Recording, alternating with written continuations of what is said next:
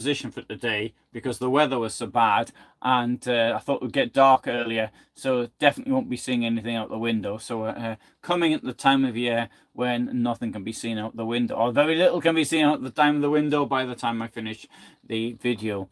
Right, so today I'm going to talk about Mimi Reiter, who was I can't really call her the first love of Hitler, but one of the first. And I'd be curious to know how many people actually have heard of her. And so, if you have heard of her, sort of leave a message. But if you haven't, or previously hadn't, before I started speaking, then write it down. Maria Reiter was born in Berchtesgaden in 1908. Her father was the person who started up the local branch of the SPD, Social Democratic Party, in Berchtesgaden. Sorry, I said she was born in 1908. She was born in 1910. Sorry, I was just. Oh, I've got myself now really confused. No, she was born on the 26th of December. 1908. Yes, it was 1908. Sorry. And hello, Porter. And anyway, so at the age of 16, she was working in a shop in Obersalzburg. And we have two stories of how she actually met Hitler. Story number one is that she was working in the shop and Hitler came in to buy something. Story number two is that she was in the Kurpark, that's part of the spa, really very, very attractive in Berchtesgaden, and she was walking her dog there, and Hitler was walking his dog there. In fact, it wasn't her dog; it was her sister's dog. And then they got talking like that. Now there's a 20-year age difference between the two of them.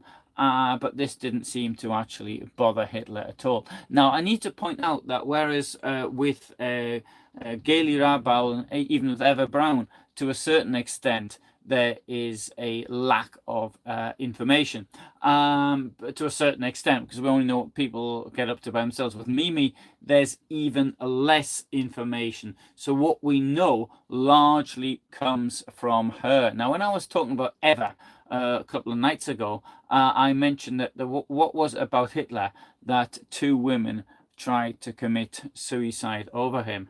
Well, now, today, the number is going up to 3.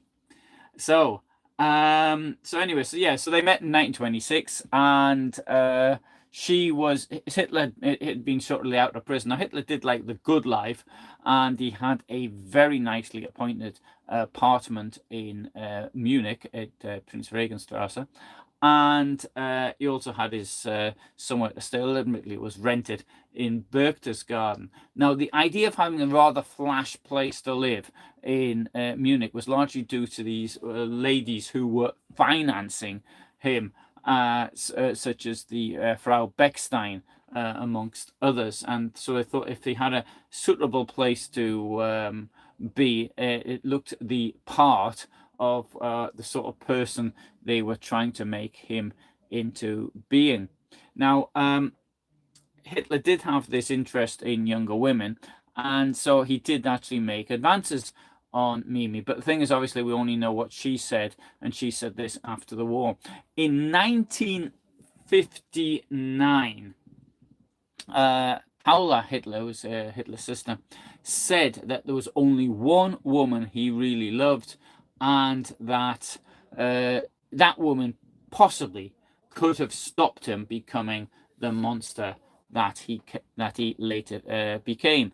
And then he said this was Mimi, and so thinking, oh, it's going to be Gaily or it's going to be Eva. Well, it can't have been Eva because she clearly failed. But being Mimi, and what then happened was Stern. No, sorry, no, it wasn't Stern. It was Spiegel. Started looking for her, and they found her. They tracked her down, and I'm sure that Paula would have helped, because actually Paula and Mimi seemed to get on quite well. In fact, they'd actually lived together after the Second World War, so they obviously were in contact. And then she talked and told her story to Spiegel. Now, so Hitler and her were seeing each other in 1926. So she was, what, 16 years old, 17 years old. And they were seeing each other quite intensively, it would seem. She gave a description of what happened. So I've written, when I get round, I've written this all up, and I've used the articles that from Spiegel as the source. And so then you can see, once I do that, then you can get the text, which is more or less translated from Spiegel, of what she said went on in their relationship. But for some reason, Hitler dropped her. And what could be the reason for this? Well, there's a couple of things. The first thing is, could it be because of Geli? I don't think it was actually. Now the problem is we haven't got the concrete dates, and when you've got dates, you can sort of work things out in a logical order. But we don't know. I mean, most people don't remember dates. I do, but then again, I can't remember people's faces, so it seems to be a trade-off.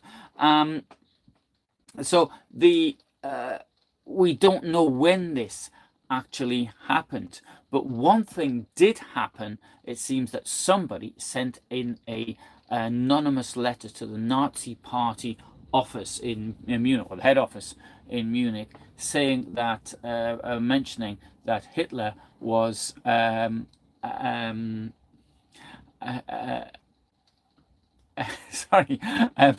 Hitler was seeing a woman who was underage. Now, bear in mind that Hitler had been let out of prison in December 1924. He'd been found guilty of treason, and he got the rather pathetic 5-year prison sentence. Now, at his trial, the judge, normally what would happen if you were a foreigner, you'd be deported. You'd serve your time, then you get deported. That's not, I mean, that's in most countries, that's the case today.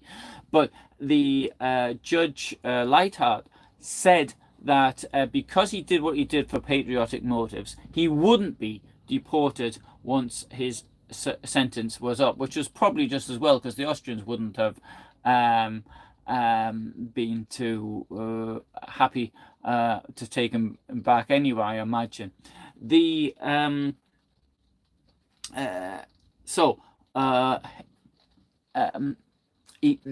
letter comes, and maybe it was, I suspect what happened was that Hitler sort of panicked. Now, if he had been found guilty of having pedophilia, I think, I mean, I don't know what the age of consent was and what would have been permitted. I should have checked this one before I did this. I did mean to, and then I forgot. But if he's found guilty of something like that, then he would not only he have to do his original sentence again, as is the case. He was let out on parole, let out in early release, but he'd also like to be charged again. And in this case, it would be, I think, just about certain that he would be thrown out of the country and deported once that was gone. Obviously, his great aim in life was to make himself dictator of Germany and to unite the German people under one flag and get Lebensraum in the East. I mean, it sounds like a really nutty thing to want, but now looking back with hindsight, we know that's precisely what he attempted to do. So anyway, Mimi was most distraught about this, and she tried to kill herself using, I don't know if it's a real suicide bit or what, but was using a clothesline in the door handle. Her brother-in-law found her, saved her, took her to the doctor, and she didn't do anything like this again. Now, the thing is, though, this wasn't kept secret because in 1931, at the time of Geli Rabal's suicide, a article appeared in a magazine called Parada, something Parada, I forgot what it was, something Parada, and in that there was a headline. It was said something like, bachelors or single men and homosexuals leading the party. Another suicide around Hitler, and it mentioned this earlier attempt of a woman Hitler had been with to commit suicide. Now, in the case of Geli Rabaul, far more details were known than were known about this other one. In any case, at the time in 1927, the Hitler Party, Nazi Party, wasn't really. It was a nothing party. It was a bit of a joke party, a bit like a monster raving loony party sort of thing, and so it wasn't. It didn't mean anything. But after the elections that happened in 1930, for example, the Hitler Party, then it became much more powerful. And at the time of Geli Rabaul's death, then it did mean something. Now, anyway, so Mimi, she married a Austrian gentleman from Zellfeld, which is that's very close to the Garmisch-Partenkirchen. Very nice place to be, just north of Innsbruck. And he had a hotel, but anyway, this didn't work out, and they split up after 3 years. Hitler found out that they'd split up. He got Hess to contact her, and Hess suggested that she meet Hitler again. Now things were completely different, of course, in Hitler's life, and he was a big shot. He was the Chancellor. So from this rather a nutty type of person that she'd met in the park in Berchtesgaden, he was now the big boss in Germany. He was running the show, and so he made her a proposal that she actually come and stay with him, not as his wife. He'd earlier wanted to marry her. He talked of marrying her. I mean, he didn't take it the full length away. Now he just wanted to have her as his bit on the side in Munich. And but she declined this most generous offer. But Hitler did think of her, and he actually asked Hans Frank, the future governor of Poland, to handle the divorce from her husband, which he did. So there was clearly no problems there. Now, according to her, the two of them met in 1938 as well, and then she claimed that he talked about Eva Braun, and was complaining about her. So I don't know. Anyway, in 1936, she met somebody called Georg Kubisch, and he had been. He was an early member of the Nazi Party.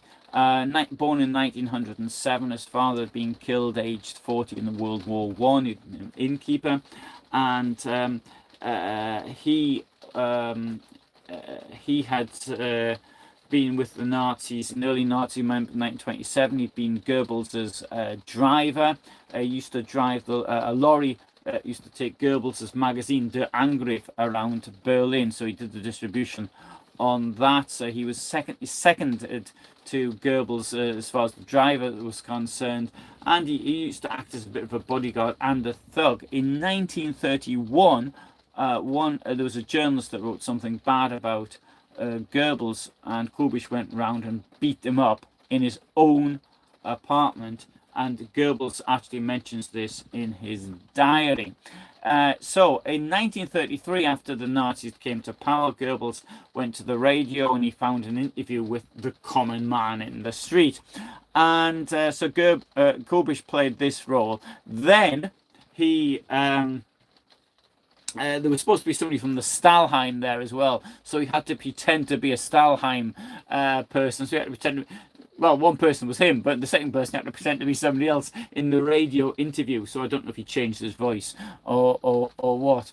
Goebbels, however, found out shortly after becoming propaganda minister and shortly after this radio incident that Kubisch, was taking out ladies of ill repute in the official car, and for that he got the sack. He wasn't unemployed for very long because he got a job working for the Air Ministry in security, and then because he was already a member of the SA and the SS, he worked as a guard at Columbia House concentration camp. I mean, the guards at Columbia House concentration camp were often, many of them, they weren't professionals. They just sort of went there and did what they had to do when they could. And you had another job. Oh yes, you got a job working for Himmler. And because of that job he got for Himmler, he got posted to Munich, and there he met Mimi Reiter. And so the two of them got married. Now, war started in 1939, and in 1940 he went to war. He was killed on the 8th of June 1940 in northern France, not so far from Dunkirk. Of course, the people had already been evacuated by then, but so had been still fighting in the area, and he was killed. As a result of him getting killed, Hitler sent Mimi 100 red roses and made a suggestion that they meet, but she didn't take him up on this offer. Now, in 1945, as Ian mentioned, there's a letter which was sent from Prien in Bavaria, and Mimi writes, "Dear Adolf," so she's used this, didn't say "Dear Wolf" because he'd asked her to call her Wolf, and she said that she still believed in victory, and sends him all her love, sort of thing. And she apologizes for not saying a long Sunday letter to him. So that was April 1945. I saw that on an auction site today, and it was, fortunately had it written down what was in the letter, because I couldn't read the handwriting. So that is the story of Mimi Reiter. She died in Munich in 1992.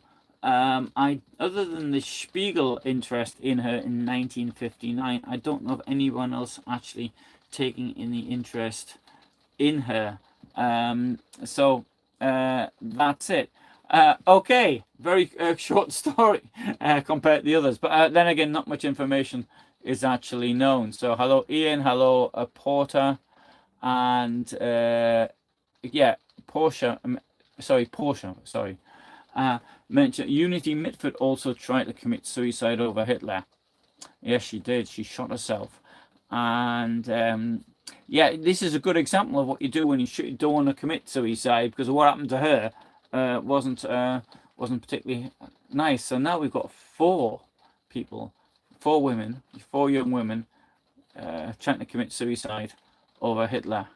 How far will it go?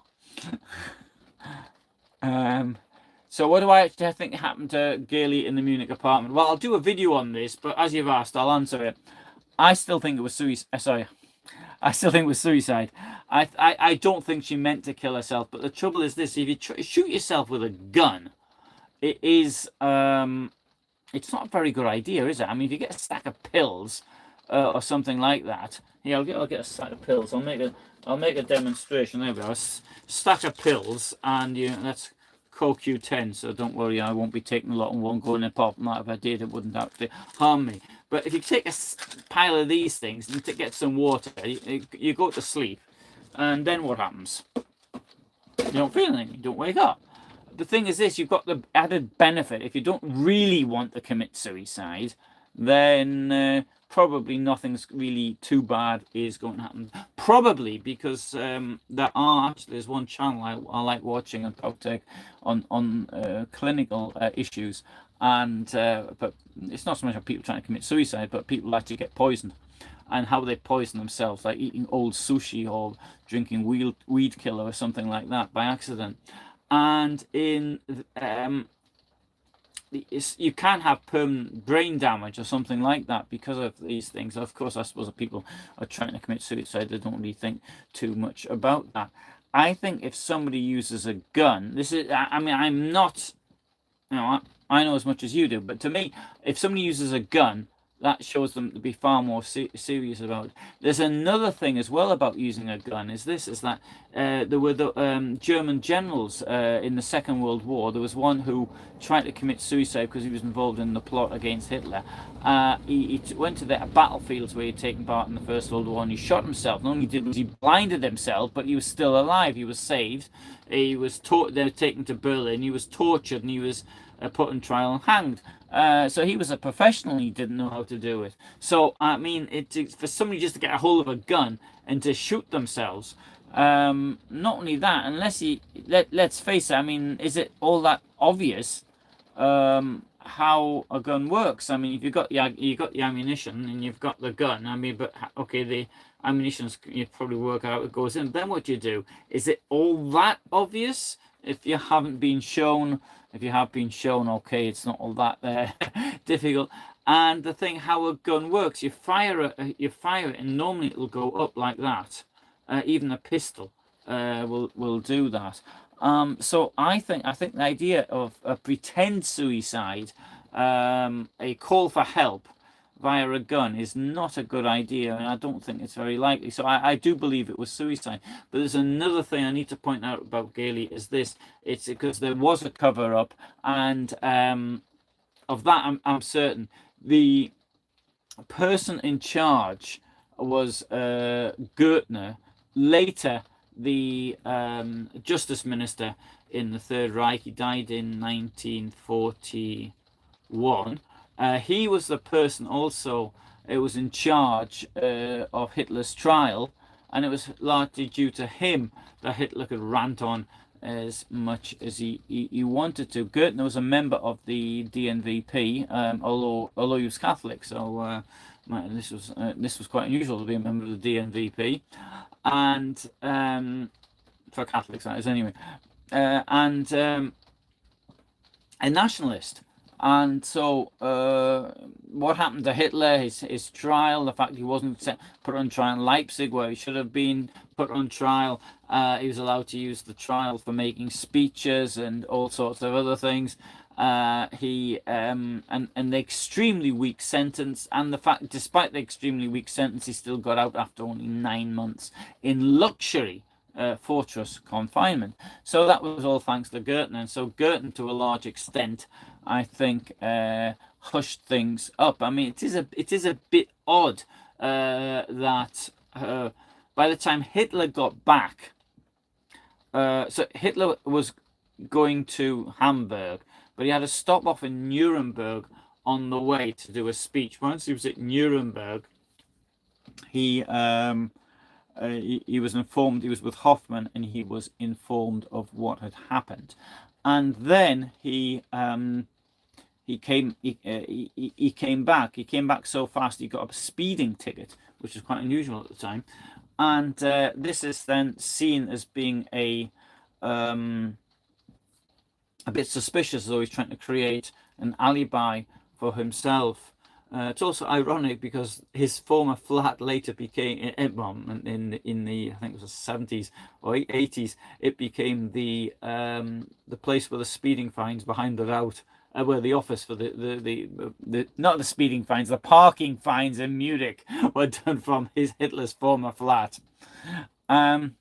So I believe it was suicide, but I do accept the fact that there's lots of things about this which are strange. Gailey largely wanted out. That is absolutely clear. But as Hitler had gone away, why didn't she just leave the apartment by herself? There was Frau Winter, who was the housekeeper, was there. Gailey's mother was in Berchtesgaden. And Hitler had just allowed Gailey to go to Berchtesgaden, but then he called her back to Munich after only about a day. So she couldn't really spend time with the mother, was what she wanted to do. It would seem that Gailey had another person in her life. He was a musician from Linz, or maybe he was in Vienna. It's not clear. Maybe he was from Linz but lived in Vienna. Maybe he was Jewish, maybe he wasn't. Maybe she was pregnant, maybe she wasn't. I mean, there's all sorts of things. Now, there was in the 1980s, there was somebody who wanted to have her exhumed, the body exhumed, and examined. Now, the problem with this is, first of all, that the only 15 years had been paid on the rental. So you rent space in the cemetery, and then if you don't pay the rent, as happened with Hitler's parents, for example, then theoretically either the space gets let to somebody else, or the headstone's removed. Maybe you just stay in the ground there, and they just put another person on top of you, or alternatively they move the coffin. And it would seem in Gailey's case that nobody paid in 1946, and the coffin was actually moved. I don't know why her mother didn't pay, because she was still around, but anyway. So the coffin was moved to another place, but because it was had metal to it, and it wasn't a wooden coffin, they reckoned they could find it, and there was somebody there who's been researching it, and he reckoned he knew precisely where it was, but the authorities wouldn't allow the body to be exhumed because they needed the permission from the family, and by this time there was nobody to give permission. So that's what. But I mean, I don't really know what this would have proved anyway, because okay, there'd be maybe the bullet would still be there. I don't know. There wasn't an autopsy done, which may have been a bit odd. But it was known there was a sort of a screaming match between Gailey and Hitler just before he left, and he was excessively jealous of what she was getting up to. But I do believe it was suicide. There's another thing it comes into this. There's two more things actually come into this. The first thing is the relationship between. It seems as though Hitler had certain non-standard sexual requirements from her. Now we know this. There's two sources. One is Otto Strasser. It was also Putzi Heffenstengel also said this, but he probably got the information from, sorry, not Otto Strasser, Gregor Strasser. And the second one is the doctor, who had earlier been Hitler's doctor in Linz when his mother died, and who had to leave. He left Germany because he was Jewish, but he was allowed to leave. And he actually spoke to the American, the foreigner of the Central Intelligence Agency in 1943, I think it was. And so it would seem that what Hitler wanted to do was to effectively have women urinate on him, and that's what he wanted. And this was seen to be not suitable. Now, Gailey started to tell other people about this, but she never said it to the end. So this sort of how this bit at the end actually got filled in. So it would seem that not wanting to do this, but somebody asked her, well, why don't you say no? And she said, well, if I did that, you'd only find somebody who would say yes. Now that seems to indicate that she wanted to be with him. And there was another thing. Yeah, there's another thing. What we know that what she did after he'd gone off to Nuremberg is that she went through his papers and found maybe she found letters from Eva Braun or something like that.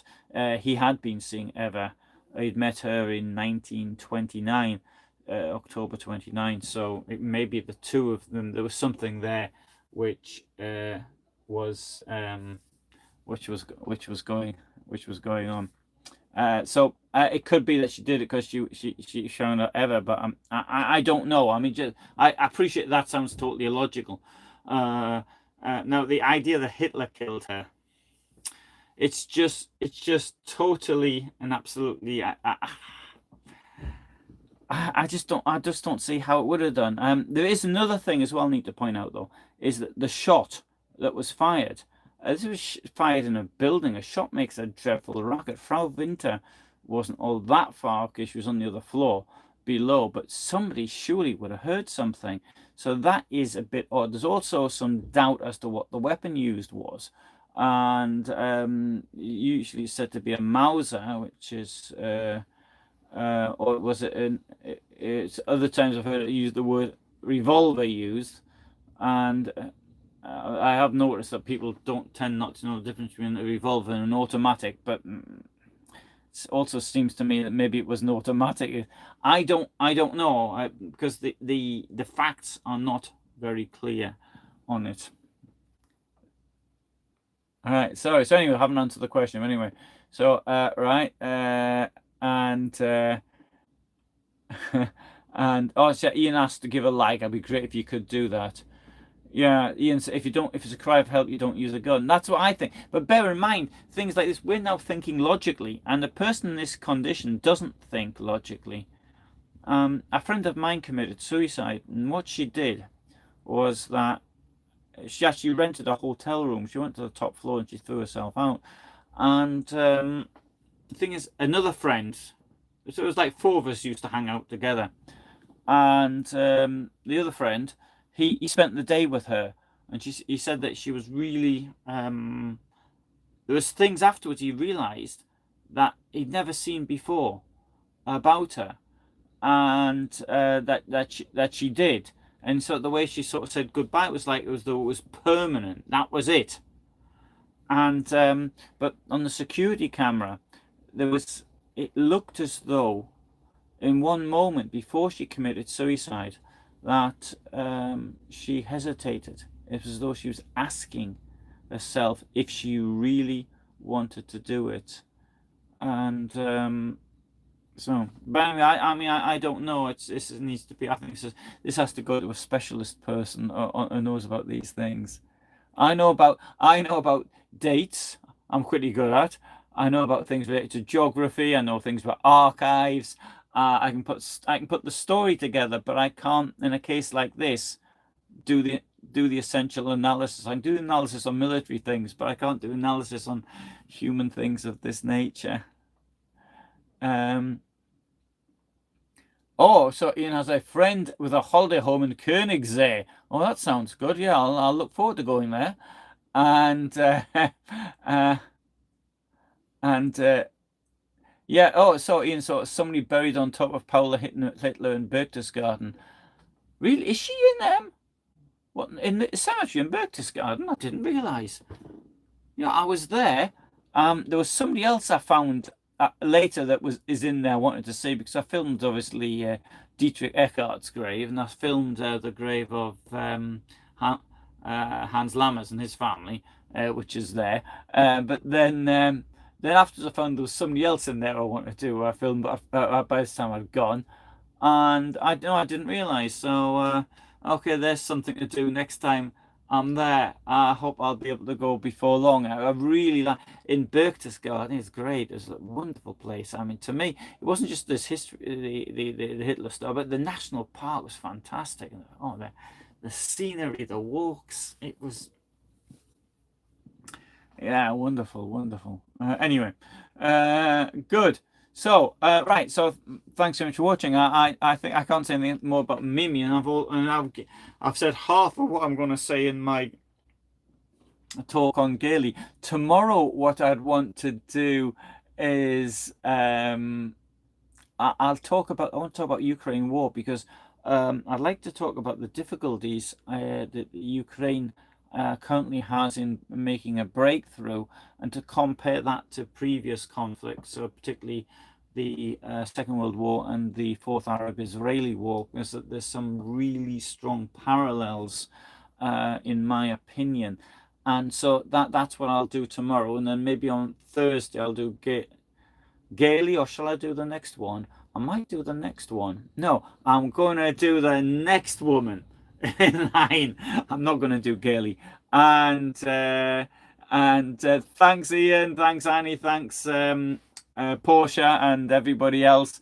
And so all the best from me in Gdansk, Poland, and see you tomorrow at the same time. If you could give a like, and if you could make a comment on the video page, so that might help as well to try and get this seen by more people. That would help me from the financial point of view. Thank you. Right, so another video at 21:15 on the channel. Thank you. Bye.